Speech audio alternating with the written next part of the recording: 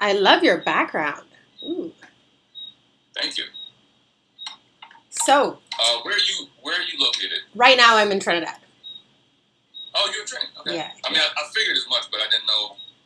You may have been Miami Yeah. or something. The borders are closed, so we literally can't go anywhere at this point. Yep. So, That's where welcome we to at. Plugged In week 17. Thank you for being here. I appreciate you taking your time to be here. Absolutely.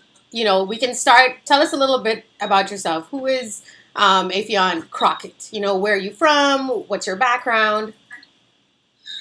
You probably already know this, but my mom is Trini. My mom and her whole side of the family is Trini. Um, Dad is from the U.S., black, of course. Military brat, grew up around the world. Oh, So live in L.A. now. Yeah, entertainer. okay. And what brought you to the entertainment industry? I know you were dancing at the age of 10. You've always kind of been creative. So, what brought you, like, how did that start in the entertainment industry? Just watching a lot of TV and film and dreaming that I could do what these people are doing. You know what I'm saying? Like, Eddie Murphy was one of the first people that I saw that, was funny and really changed the game as far as how black men were presented on screen. So, and then he was just hilarious. Like, my whole family could laugh at him. So, anybody that had that type of universal appeal, I figured was something worth looking into. But I just thought it was fascinating, the film and TV industry. Okay. And how would you say your Trinidadian culture has influenced your career? Trinis are just, everything is a joke to Trinidadians. So, do you think that it's influenced your life in some capacity? Of course, I mean, like I said, my mom, my aunties, my grannies, like all of them, Trini, from the time I was young. So all I knew growing up was sarcasm. Sarcasm, along strips, along, just, so you build a timing from being around the elders, if you will. Right. And a lot of entertainers tend to change their names. So why was it important for you to keep your name, your government name? I don't know that it was a conscious choice. It just, as I started getting work, I just the name. I just used my name. Like, they asked me my name. I didn't feel like I wanted to change it to something else because, yeah, I don't know. I don't know. I just felt like, yeah, my name is fine as it is, and Right. I'll rock with that.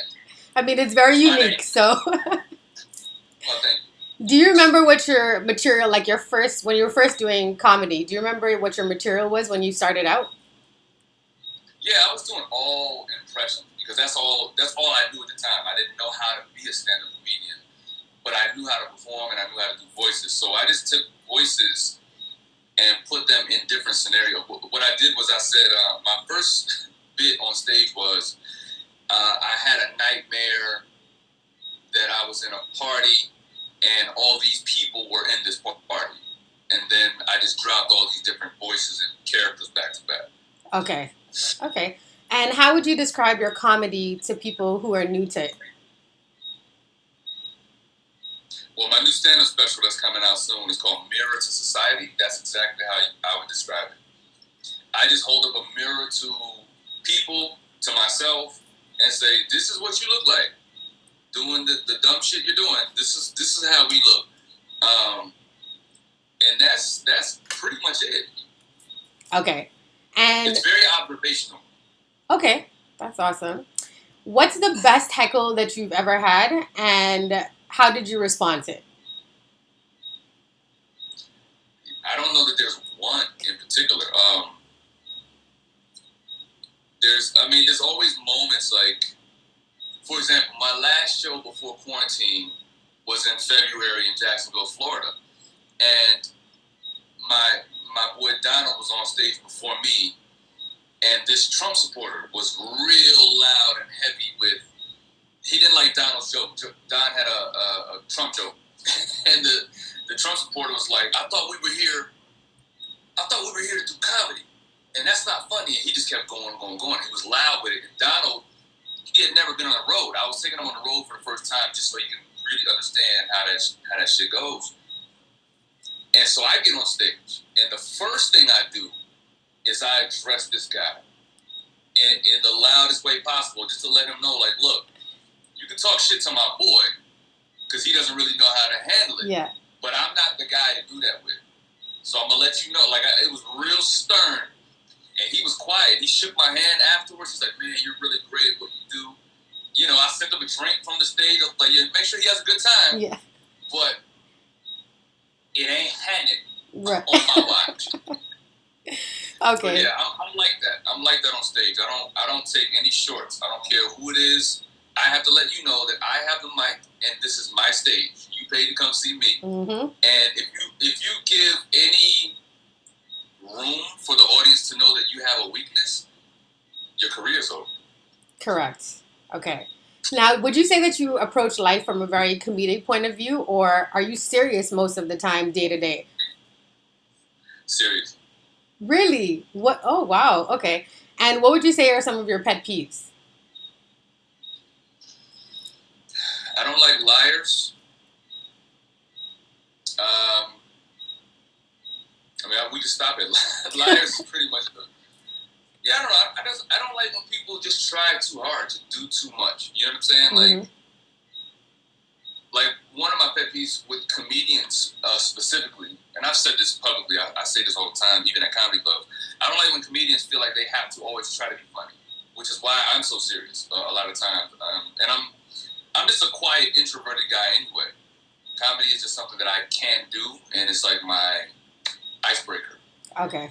But I'm secure enough in my comedy bag that I can... What's up? What up, V?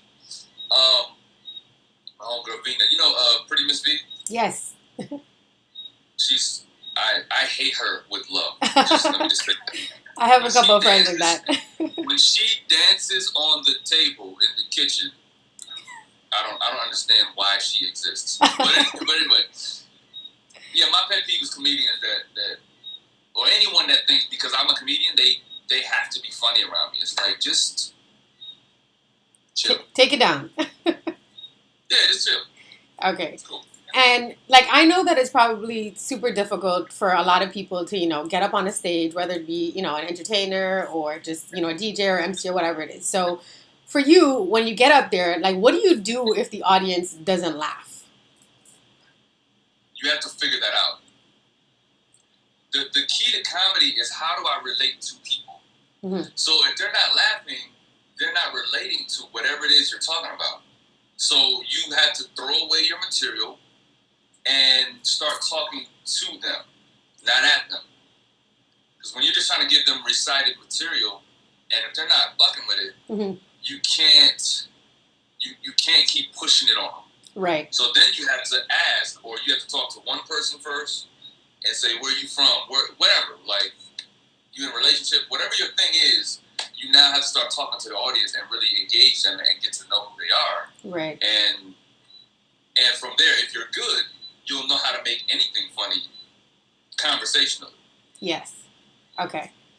I've watched your Versus after shows, and they have been absolutely hilarious and entertaining. Was it your intention to do those? Like, I watched the Snoop Dogg and DMX and the wall sit. When you told him to do the wall sit, I was on the floor literally crying in laughter. Did it just kind of happen, or was it your intention to do these? No, it kind of happened because me and Spice Adams, who we've never met before. Oh, wow. We've never met. We're fans of each other online, and we started talking, just commenting on each other's posts here and there for like a year or so. And when Teddy Riley and Babyface did the verses, and they had to stop after 3 songs because the connection was so bad and the echo, Spice hit me and said, man, we need to spoof this. I said, yep, let's go on live and do it tomorrow night. And he was like, man, but I want to shoot a video first because I want to do all the different people that was in the room. So he shot a video of Teddy Riley's vantage point. I shot a video of Babyface. And then the next night we went on live and did it together. It changed the entire game. Indeed. Everybody tuned in and it's just been a thing now. It's official. Now you see it goes all the way up to Ludacris calling me right after I schooled him, and we get on live, and he's just raving about it. And then Snoop, I saw the last Snoop. week, Yeah. he posts the video. He's watching it right after while he's still in the same outfit that I have on, playing him. So yeah, it all came from Teddy Riley having horrible Wi-Fi.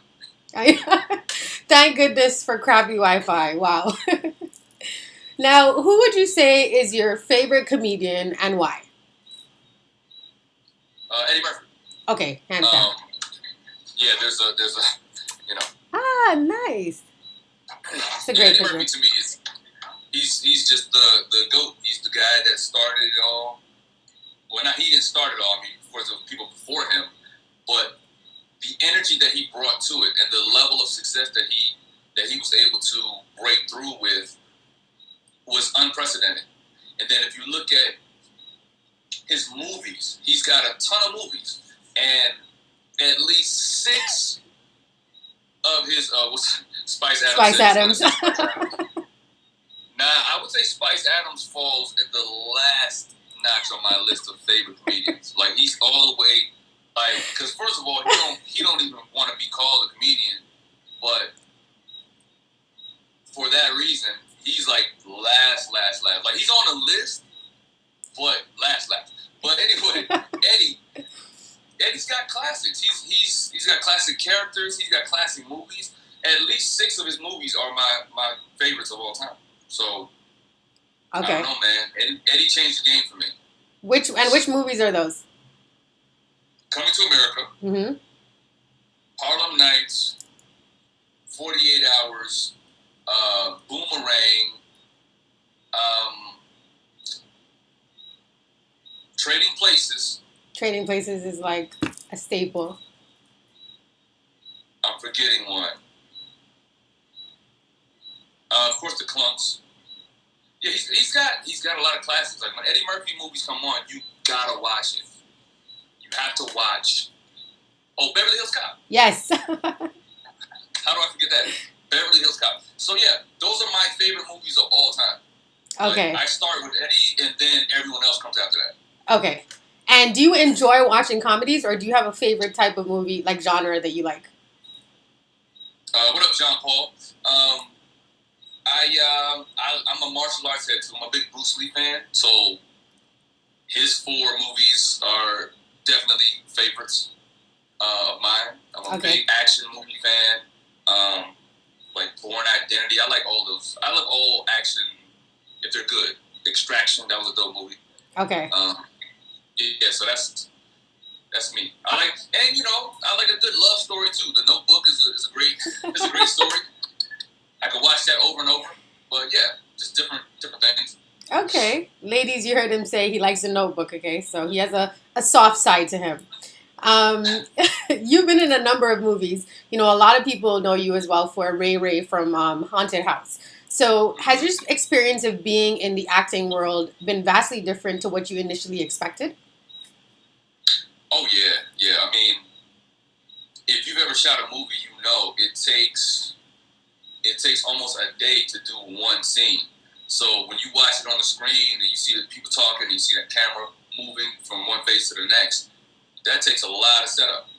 That takes a whole day to do. Sometimes 2 days, sometimes a week, depending on how extensive that scene is. Mm-hmm. But it's camera angles, it's lighting, it's makeup, it's dialogue, it's a whole lot of things. So doing it from the inside is definitely different from watching it on the screen. Okay. And out of all the films that you've worked on so far, is there a particular one that you are most proud of? I'm proud of all of them, man. I mean, because I've got the opportunity to do something that I love. If I had to name one, I would say Soul Man. Okay. That was the movie I did with Bernie Mac and Sam Jackson. And it was Bernie Mac's last movie. And it came full circle that when I first started doing comedy, I was doing a Bernie Mac impersonation, which gave me the confidence to feel like I can be funny. Right. And then after that movie, when we were doing a photo shoot, a promo shoot, the last thing he said to me was, "You got it. You remind me a lot of myself coming up. And I was like, Aw. yeah, well, that's not accidental because I studied you and I used to impersonate you. So it was a very good full circle moment. And I felt like he gave me his blessing to keep doing what I'm doing. Okay. And aside from Bernie, is there anyone else that you really enjoyed working with? The Wayans family, always. Marlon, Sean, Keenan, like all of them. Damon Jr. The Wayans family is one of the most humble, hilarious families. The only family that I know like that's really, in the comedy game deep like that. You know what I mean? Are they like that? So off camera, are they like that? Are they just as funny as they are, and they just have a very light energy? Even funnier. Oh my god! Honestly, and Kevin too. Kevin Hart is same. Off camera, he's even funnier than he is on camera. Okay. He's just really naturally stupid. There's something wrong with him. Would you say that you have Spice Adams, I enjoy working with you too. Now let's move on. Let's just move on from that, man. Have you learned anything from the Wayans family? Like, is there a takeaway from either Kevin Hart, working with him, or the Wayans family? Yeah, I mean, Kevin is just work ethic. I've known Kevin for a long time, so he's a peer. But just to watch his work ethic is dope. But the Wayans family is like, that's legacy. You really learn. It's so many lessons to learn from them, like how to really put your people on in a way that it's nepotism, but it's not undeserving. Like they work hard and they all have their own lane as to how they do it. But yeah, just the work ethic, the family, keeping family close, keeping the community fed, which is something that black people could look at the Wayans family as a template to how we should be operating in society anyway, in our financial community. You know? And what do you feel is most important to you when considering a project? That it's not degrading to black people or myself. Like I've said no to a lot of things that people would never hear about. I wouldn't talk about it, but I just don't believe in compromising myself. Okay, perfectly said. How would you describe your own work ethic? Non-stop. I believe in figure it out, and I also believe in the Holy Spirit is going to provide whatever you need. So just stay locked in.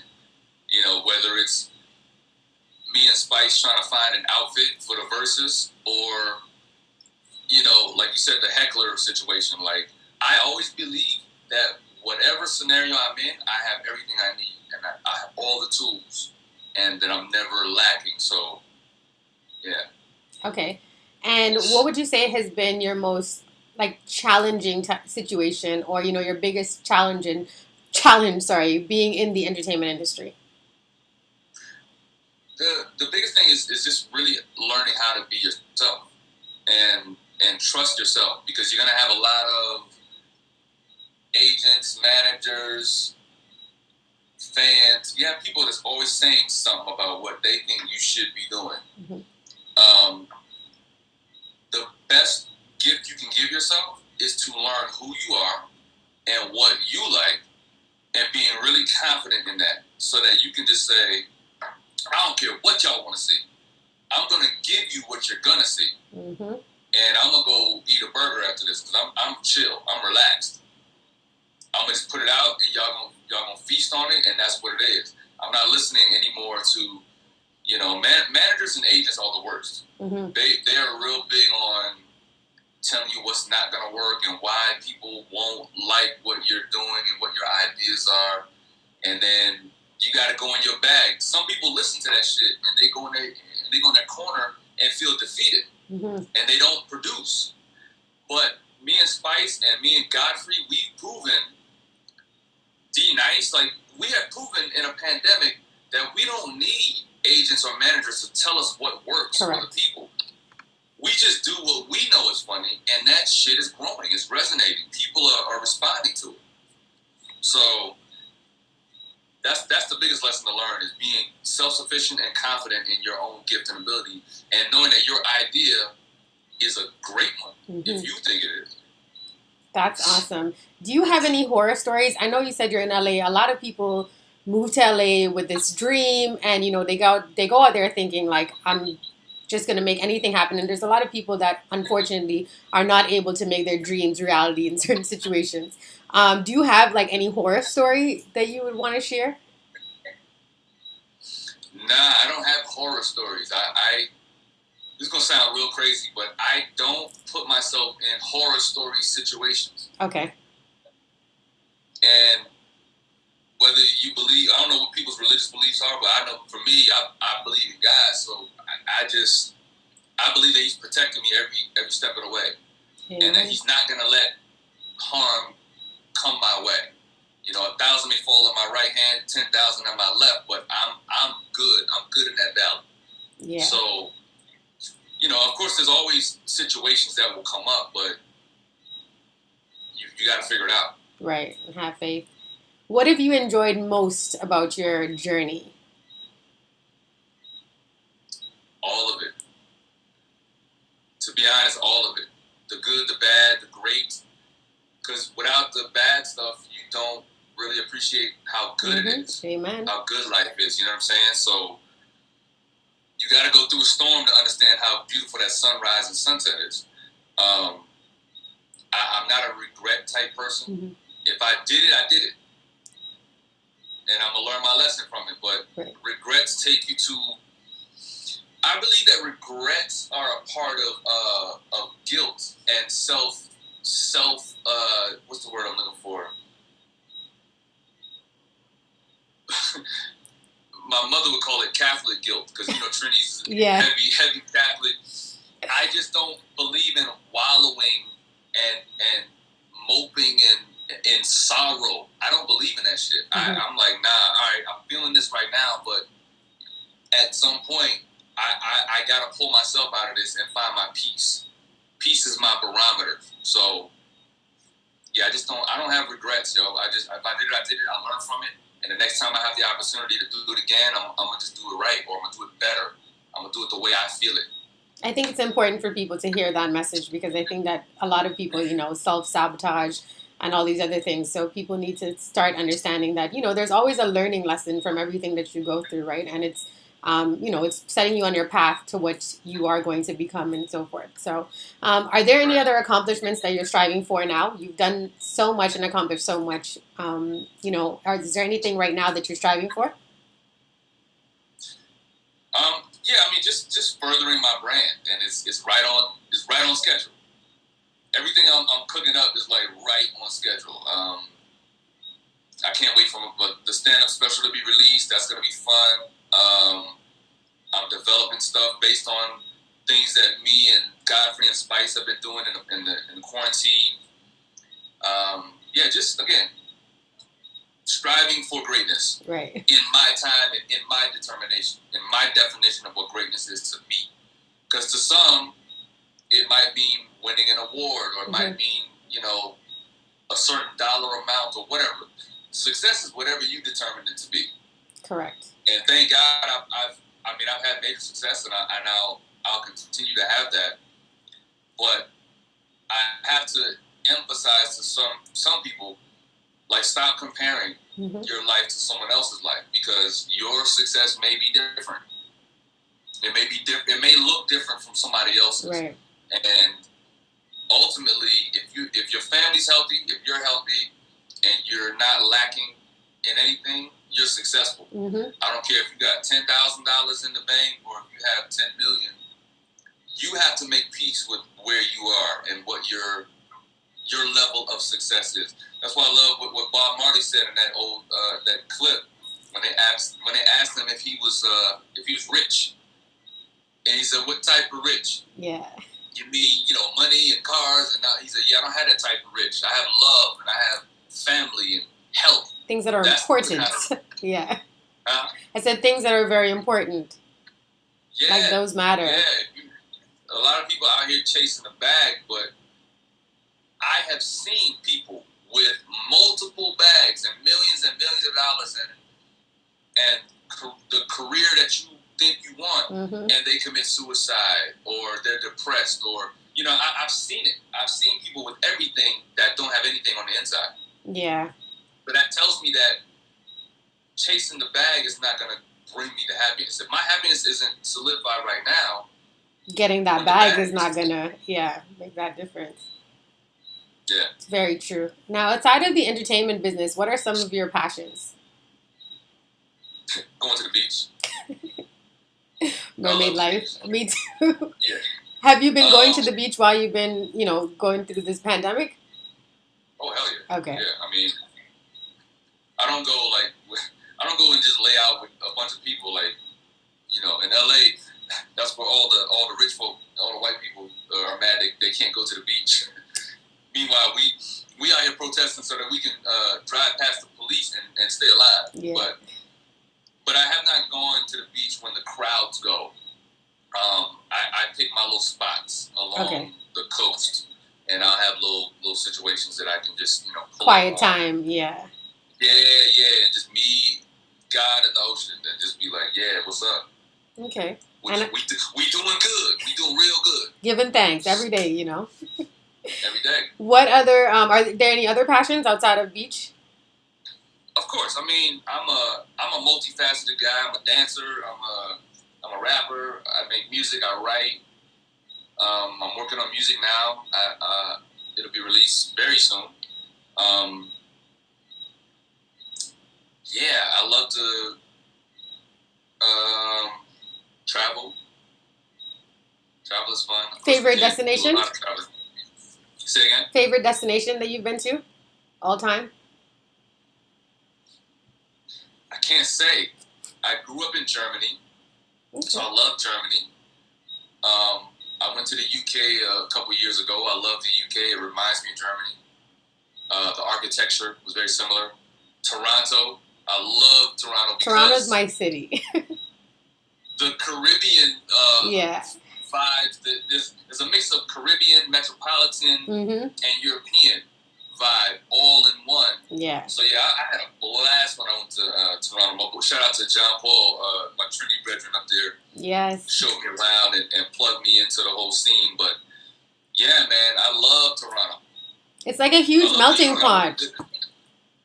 It's like a huge melting pot. If Toronto could only have warm weather for, maybe like 6 more months, it would be the perfect place to live. So like I lived in Toronto for almost 20 years and then I moved because I couldn't take the cold anymore. But it's a beautiful city. It's so diverse. There's so much to do, food festivals, all this other stuff. But the weather kills it. The weather absolutely kills it.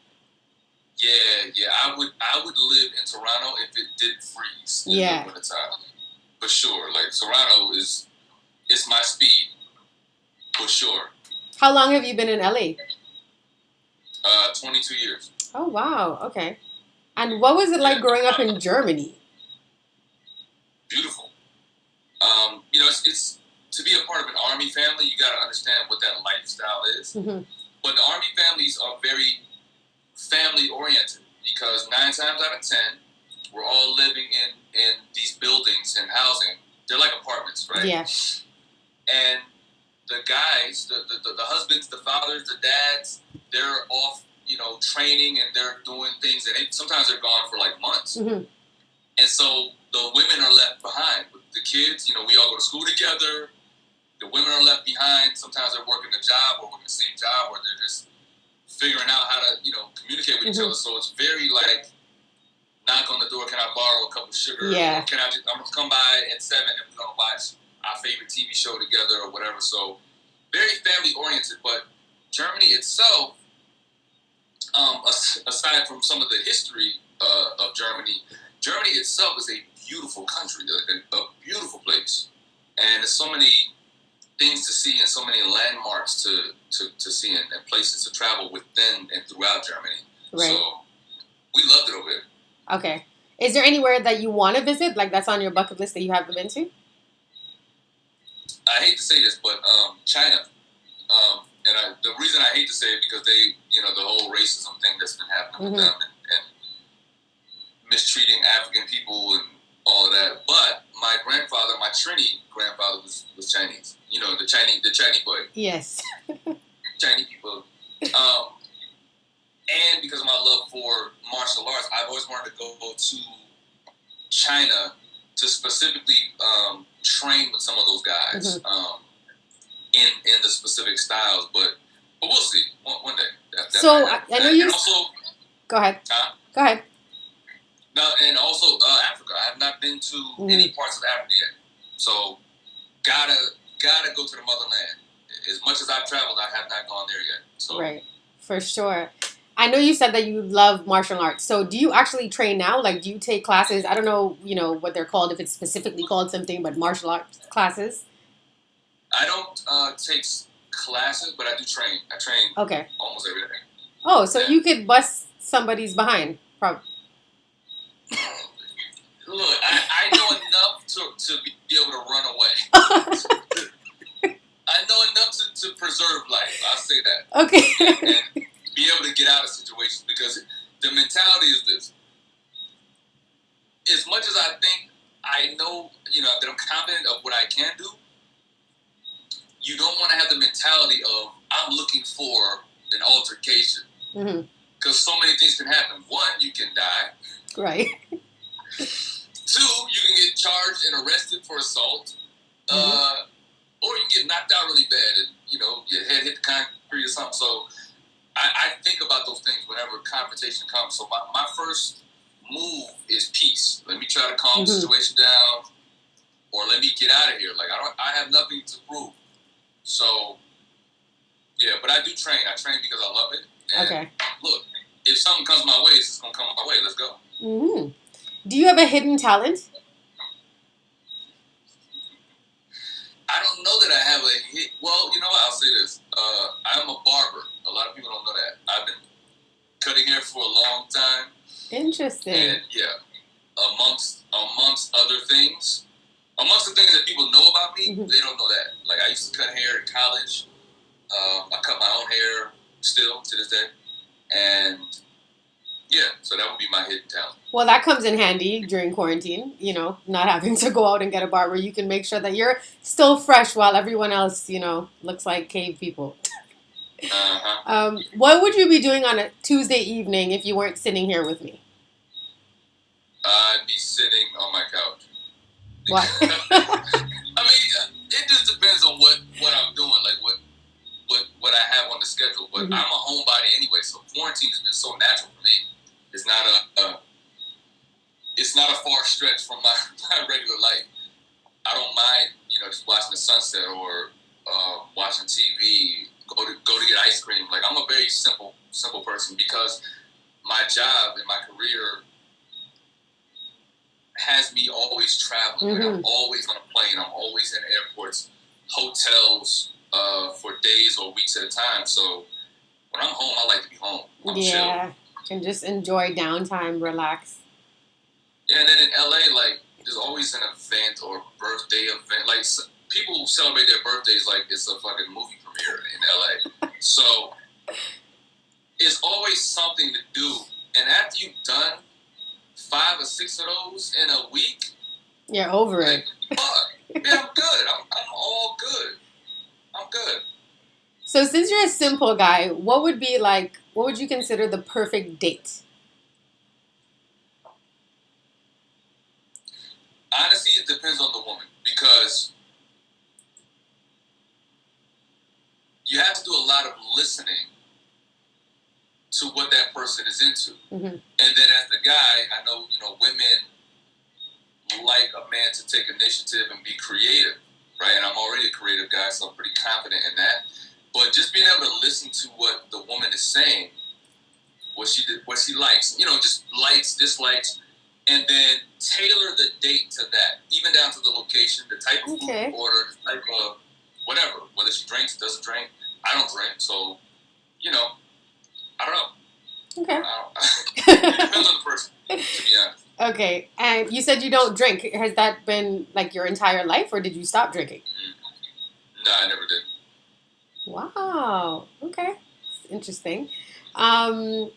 So I've watched I see that you've done this man-to-man series, which I think I have to commend you on that. What inspired that, and how has it been received by the community? It's been well received. It was inspired by the fact that men don't talk enough. Correct. Men And I understand it, especially black men. We're not taught to operate in emotion and communication. We're taught to be strong and we're taught to survive in society. So now it's time to heal that trauma and that pattern. So man to man is my way of helping my brothers communicate. I have learned to communicate because it's what I do. I'm a writer. I'm a rapper. I used to do poetry when I was a kid. I used to write poetry. I'm a comedian. I'm an actor. So everything I do is, is speaking based, communication based. And so yeah, it's just like the only way you're gonna get past a situation, a mindset, is to talk through it and to open up and not bottle it up. So that's where man to man came from, and then to sit down with people that I respect and just to hear their story and allow them to maybe say things that they've never said in a different type of interview. So do you find that they're opening up, or do you find that it's a struggle for them to open up? Nah, I feel like it's been really insightful and really like comfortable, because that's the thing. Like when I interview people, for the most part, I know who they are already. And even if I don't know them, I try to make people really comfortable, because like right now, I do a lot of interviews and I know the things that I like and don't like in interviews. So when I'm interviewing somebody, I try to not do the things that I don't like when people do to me. So I just try to make it really, really comfortable. Okay. And do you feel that this is, as an entertainer and a public figure, like this is your social responsibility to have these difficult conversations? Like, how comfortable are you with having, tough conversations? I'm very comfortable in that space, because it's just me.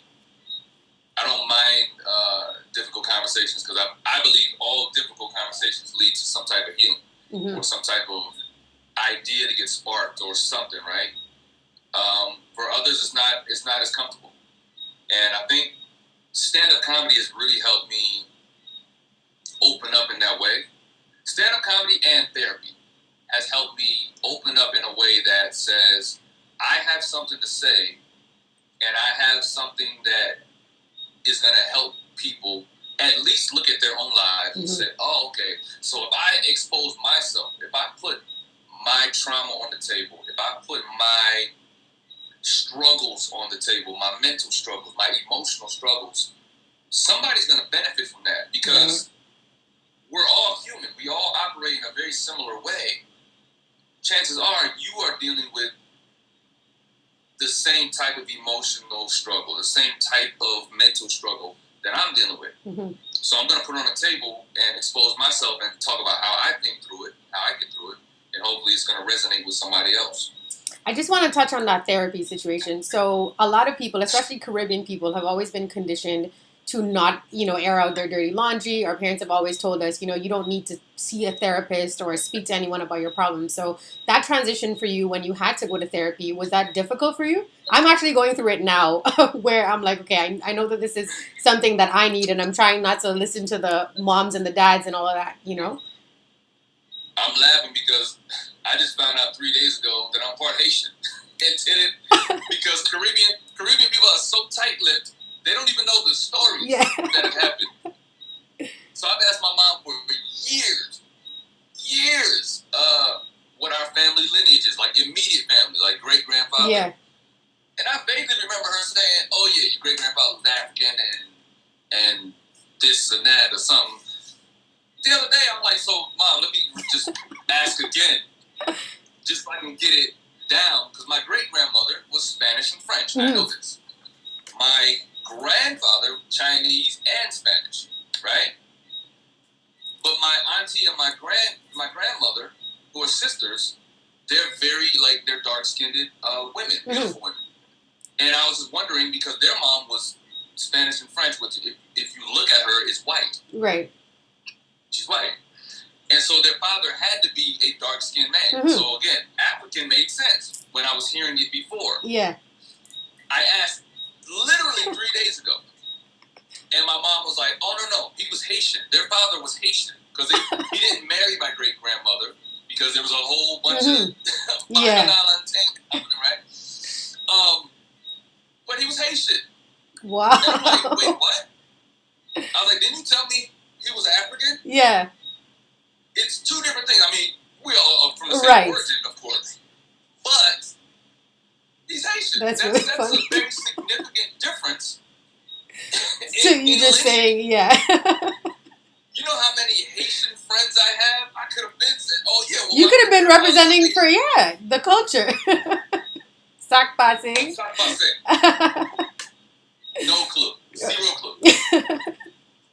So I mean that goes to say that Caribbean people do not like to share. So with that in mind, when you had to go to therapy, was that something that you took upon yourself and said, like I want to do this for myself, or how did that kind of go? Yeah. I was recognizing that I had some patterns that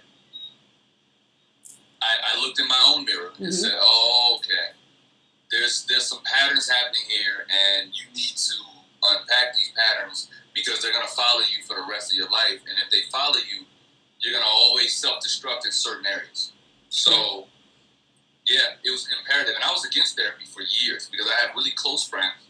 And we have these tough conversations. And we keep it really real with each other. Mm-hmm.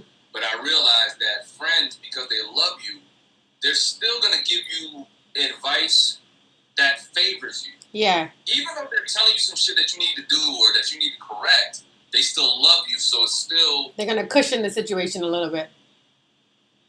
I wouldn't say cushion, but yeah, you in a way. Yeah. As opposed to someone who doesn't know you at all and can now look at you very, objectively and say... And they can now notice the pattern. Mm-hmm. So, yeah, I just wanted to get an outside perspective on my life so that I wouldn't keep repeating things that I wasn't happy with. Right. Okay. I watched your video with J. Lee Films. I believe that was the name. And you made a comment that really stood out to me, which was bring a table to the table. So I'm not sure if a lot of people got a chance to watch that video, but for those who didn't, sorry, I would like you to kind of elaborate on that because that message really resonated with me. Bring a table to the table means bring more to the situation than you think you're supposed to bring. Don't just show up. Don't just show up and feel like that's enough. So the example that I used was getting the movie Soul Man. I could have said, all right, cool, they offered me the role. I got a nice check from it. The deal is great. Back end money, all that. And just waited to show up on set and just do my scenes with Sam and Bernie Mac and be comfortable with that. But instead, when they sent me the script, I saw that the character was a wannabe rapper and he was trying to make it out the basement of this girl's home. And I saw they had about 8 lines written in the script about what he was rapping about. Right. And so I took those 8 lines and I made an entire song out of it. And I pre-recorded it before we started shooting, and I sent it to my friend, the director, who was my big homie, Malcolm Lee. And I sent it to him, and he sent it to the production office, and they were now listening to this character that they haven't even seen yet. Right. They were listening to the character, and because I'm a barber and I cut my own hair, I grew my own hair out. So when I booked the role, I stopped cutting my hair for 3 months. Mm-hmm. And so I made sure my beard was grown and nappy and my hair was like a fro. And so I was developing the character from the time I knew I got the role so that I wouldn't wait and let hair and makeup put a crappy wig on me. And, I was immersing myself and I brought a table to the table as opposed to the saying, what are you bringing to the table? Right. Which means, I can just bring a bowl or I'll just bring a dish. Or I'll just show up because I got invited to be here. Yes, so I'm just going to sit down and bring a fork. Nah, man. Bring a whole table to the table and bring more than enough. And it's also saying raise your expectation of where you're going. So I'm not even looking to bring something to a table. Mm-hmm. I'm trying to bring a table to a home. Yes. So I'm expanding the opportunity in my mind before I even get there. I'm gonna bring a whole goddamn table to the home. Yes. I absolutely love that. Because like I said, when I saw it, I'm like, okay, he has to share this because, if someone didn't actually hear that, it's important because most people, like you said, they just show up. And people aren't thinking, long term. They're not thinking the bigger picture. They're just thinking in that immediate moment. But you have to think about, how can you build on this? How can you grow? That's the mentality that you should have all the time. Yeah. So it's like if you're always used to doing the bare minimum, that is the type of output you're going to get too. Mm-hmm. So if you go to the gym and you just stay in there for 10 minutes and you lift like some 5-pound dumbbells and you leave, those are the results you're going to get. Yeah. But if you make it up that you're going to really do a circuit for an hour, sweat, and push yourself past the limit, mm-hmm. then when you get into a funky situation, you'll be able to endure because your body has been going through so much training. Yeah. You're doing more than you believe you can. So when you're in a situation that only lasts like a couple seconds, like you got to carry a big box up a staircase or something, you don't feel that because you've been in the gym putting in that type of work mm-hmm. for an hour. So to carry something up some stairs for like 30 seconds is nothing. Correct. What do you believe is your calling? To love myself, the people around me, and to make people feel better overall. Okay. The people that are in contact with me and the people that are in earshot or eyeshot of what I'm doing. So my entertainment has to make people feel better. And in my immediate circle is just to make sure the people that are around me feel love and that I feel love and I love myself first so that they can then feel that same love. Beautiful. And do you have a motto? A motto? Yeah. Like a personal one? I have so many. Bring a table to the table. I am enough. I am affirmations are so important. Yeah. I am enough. I am enough is pretty much my therapist gave me that one. She said, look, if you walk around in a deficit, you're going to always overcompensate and try to get people to like you. You're going to try to do too much in situations. Knowing that you're enough is a great place to start mm-hmm. with feeling like you can take on the world in any situation. Because if not, you're going to always look for help. Right. If you don't believe that you're enough, you're going to always be looking for help or someone else to come along and help, put it together for you. Yeah. I am enough says, no, I got this. Now, it doesn't mean that you don't need help at some point. Mm-hmm. We can't do things all alone, on our own, but for your own self. Yeah. Mm-hmm. Okay. And what do you think excites you about life? Living.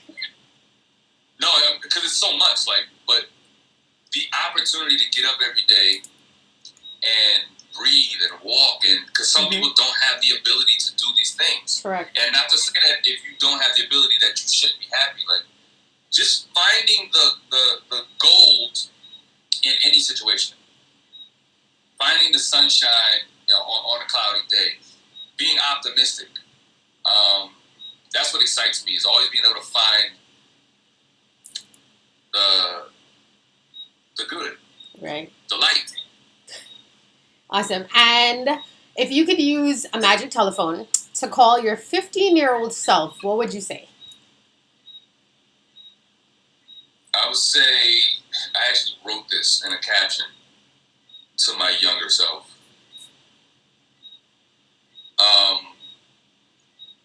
I would say, don't be so hard on yourself. Mm-hmm. Work hard, but don't be so hard on yourself. Just keep going, believe in yourself, push. But do not be so hard on yourself. So many people hold themselves at such a high standard, but it's like, you haven't even achieved that yet. So why are you holding the bar so high? Take it one step at a time. You don't look at a flight of stairs and from the bottom step, expect that you have to be on the top step immediately. Right. You have to walk up step by step. So give yourself a break. And appreciate the journey as well. I think a lot of us, we're just always trying to, chase the bag or get to the next step and get to the next level, and we forget all of the accomplishments that we've achieved, and we don't kind of bask in that. It's always, okay, what's next? This project is done. Let me move on to the next. I think that people really need to stop and take a moment to really let it sink in. Like, hey, I got this far today. Absolutely. So I always ask this question because I think the answers are always very interesting. So if you had to describe the color yellow to a blind person, so this person's been blind their whole life, how would you describe the color yellow to them? I would say I would make them smell a lemon, or ask them, have you ever smelled a lemon? Ah, you're a smart one. Yeah, that citrus smell. Okay. So trivia for you, my uncle is a man by the name of Morris Connor, my Trini uncle. Okay. Morris Connor, he's a blind pianist that taught classical music in Trinidad at I forget the university there, but University of West Indies, probably. More than likely, yeah. Right? No, I want to say the Institute of the Blind. Do you have I'm not sure. No. I have to ask my mom, but yeah. Those stories change when I ask her. But no, he was a professor there. They had a documentary that played about him recently in Trinidad. Okay. But he was blind, so I've always been around a blind person since I was a kid. And he was one of the most jovial people in the world, but he could smell like nobody's business. His sense of smell, of course, and his hearing, because he didn't have the sense of sight. But yeah, I would ask someone to smell a lemon and kind of describe that. That's the best answer I've gotten. Oh, thank you. But also, you know how when you close your eyes and then you turn on a light, you can still see the light? Mm-hmm. Yeah. I would say yellow is kind of that thing. So when there's a bright light or when there's sun that makes you put on your shades, that yellow would be that light that is making you, as a blind person, want to block, cover your... Yeah. It's going to be hard for my future guests to top this one. This is going to be really interesting moving forward. But that was a great answer. Let's touch on your Trini side before we go. So if you could bring back anything from Trinidad, what would you bring back? If I could bring back anything from Trinidad? Yeah. Like physically? Yeah. So like it could be, like whether it be like a specific food or, something random. Doubles and curry chicken roti. So are you a pepper guy, or are you a slight pepper guy, or just a tamarind guy? Like, what's your taste buds? Slight pepper. Okay. But I love tamarind too because it's sweet. The sweet sauce. Yep.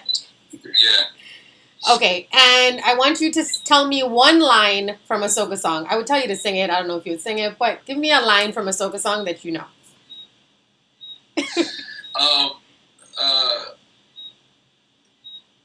I just do it like a boss. I spent it more than an evening. I spent it more than an evening. Have you? I'm not. Okay. Awesome. And I'm not sure, but have you been to Trinidad for Carnival? Once. So I've been to Trinidad many times. Okay. I've only been to Carnival once. Okay. So we have to fix that when they... Marcel and they... Okay. So when the borders open, I'm going to send you a message and be like, all right, 2022, 2021, we got to get you back here, and put you, let you do everything while you're here. I really appreciate you being here today. Thank you for taking the time. I know my thing only gives me an hour, so we have 1 minute and 30 seconds to go. Yes, I appreciate you spending time with us and sharing. I know a lot of people had messaged me really excited that, they were going to learn more about your story and so forth. So I definitely appreciate you being here today. Are there any words that you kind of want to leave with people? Yeah, most people know that I did not grow up in Trinidad. I was there when I was a kid, like 5 years old, but one of the reasons why I wanted to sit down with you when you reached out is because I want to be more involved in the culture and let people know, yes, I am very much rooted in Trini. My mother is Trini. But I didn't have the pleasure of growing up there, so I want to be just more connected. So Thank you for wanting to even talk to me, and so that's my love for Trinidad is why I'm sitting here talking to you. Awesome. Well, thank you so much, everyone that's watching. Thank you for tuning in. I hope that you guys all got value from this and enjoyed the conversation. Tune in next week, Tuesday, for another Plugged In. Make sure you guys follow Affion and support him. You know, he's doing a lot of great things in the industry and in the community. So make sure you guys follow, support, and, you know, continue to stay blessed, stay safe. Love you guys, and thank you again.